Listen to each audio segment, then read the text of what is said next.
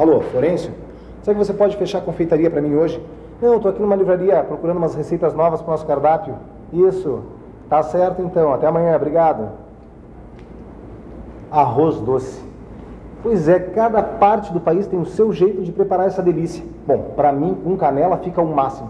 Sabe que o arroz doce é considerado a sobremesa nacional? O bom da culinária é que a gente pode criar. Olha só o caso do arroz. Um produto que geralmente é usado como prato salgado, também pode ser um doce. O arroz passou a fazer parte do cardápio do brasileiro a partir do século XVIII.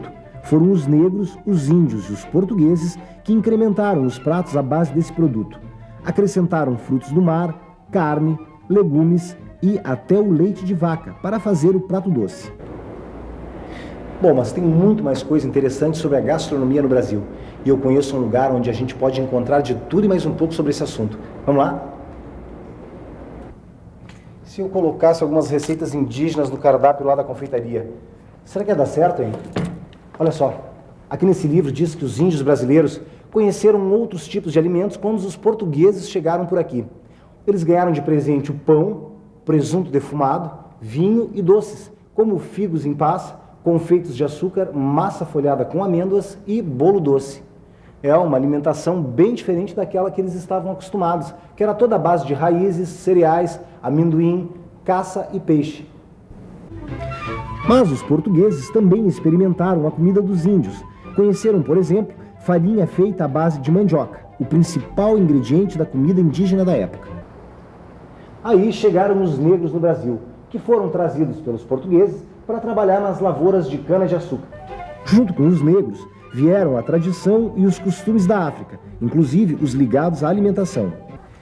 Aí aconteceu o seguinte: as culinárias portuguesa, africana e indígena adotaram segredos umas das outras. Além disso, tiveram que passar por várias adaptações, principalmente a culinária portuguesa e a africana.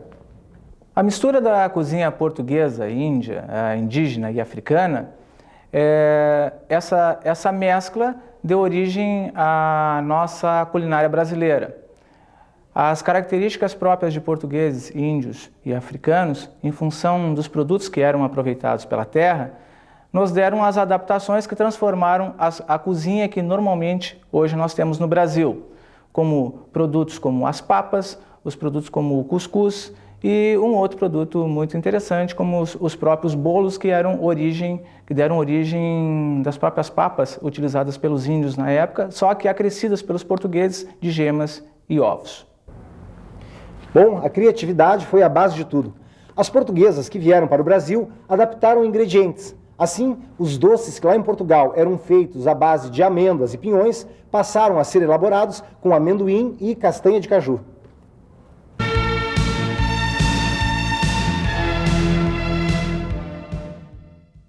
Bom, você já deve ter ouvido a expressão criado a pão de ló. Ela é usada para definir alguém criado com luxo, pois o pão de ló é um bolo português pouco econômico. Leva muitas gemas de ovo e era um prato muito preparado para as festas das famílias ricas do Brasil.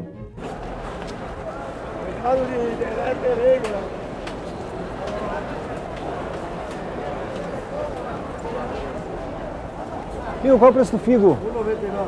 Obrigado. Os doces de frutas com açúcar e canela eram conhecidos em Portugal como marmeladas. Aqui no Brasil continuaram com o mesmo nome, só que tinham novos sabores, já que eram feitos com frutas tropicais.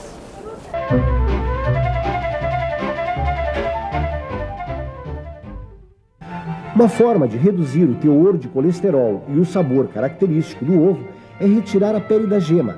Para fazer isso, basta peneirar a gema. Tchau, Gessi. Tchau. Olha, com essas frutas aqui, eu vou fazer lá em casa uns pastéis de massa folhada, enfeitados com açúcar confeiteiro. É uma especialidade lá da minha confeitaria. Olha, outro dia eu dou a receita dessa massa para você. Com o passar dos anos, a culinária brasileira foi sendo enriquecida pelos segredos da cozinha de outros povos que vieram para cá. Tamanha influência de outros países na nossa culinária brasileira que ela sofreu uma profunda transformação.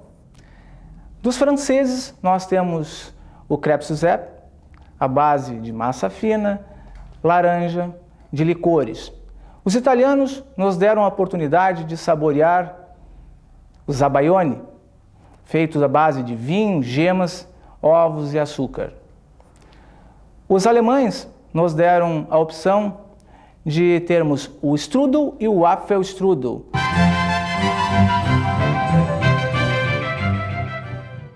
Então é uma grande encomenda. Não, pode fazer a receita de pão de ló. Tá certo, tchau. O pessoal na confeitaria hoje está fazendo pão de ló.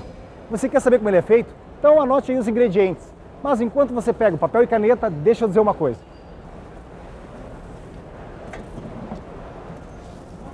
Pão de ló geralmente é usado para fazer tortas. A diferença dos sabores fica por conta do recheio. Aí é que entra a sua criatividade. Mas vamos aos ingredientes do pão de ló.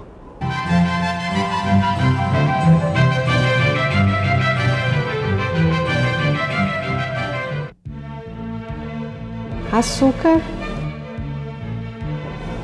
farinha e ovos. Nós vamos começar a quebrar os ovos um a um e nós vamos utilizar sempre um recipiente para colocar o ovo que se abre. Porque se houver algum acidente com o ovo estragado ou alguma coisa do gênero, nós não estragamos todos os outros que estão dentro da tigela.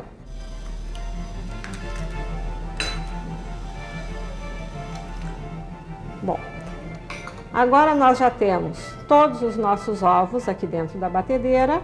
Nós vamos acrescentar o açúcar antes mesmo de começar a bater.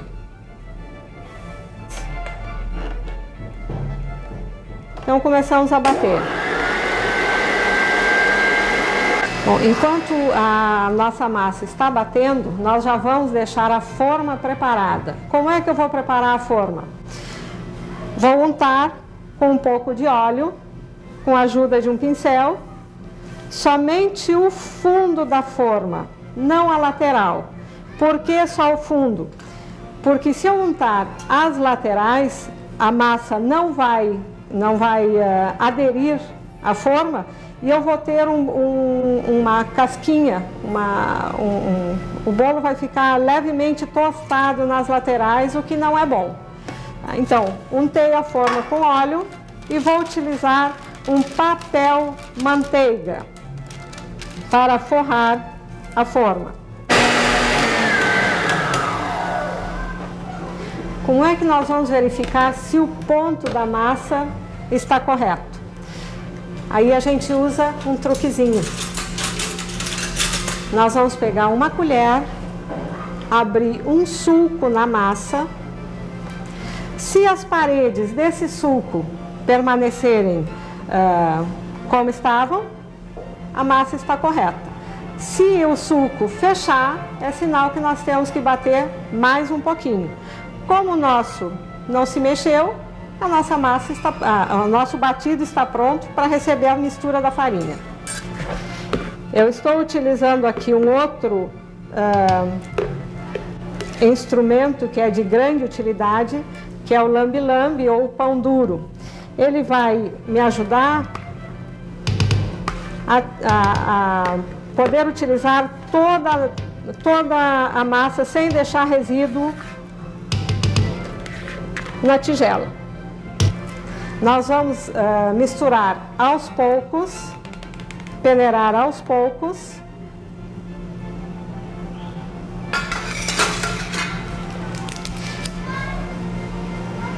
E misturar com delicadeza.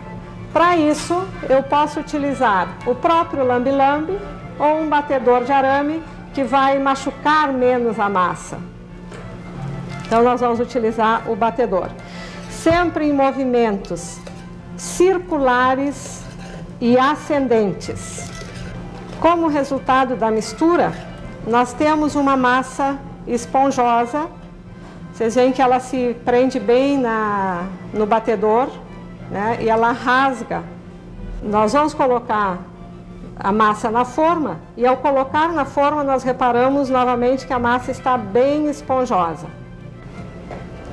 Bom, nós já estamos com o nosso forno pré-aquecido a 180 graus, é só colocar a forma no forno por aproximadamente 20 minutos. O nosso pão de ló está pronto. Vamos ver como é que ficou o sabor.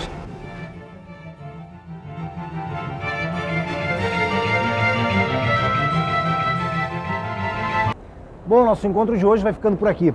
No próximo programa nós vamos falar sobre as diferenças de sabores num país tão grande como o nosso. Até mais!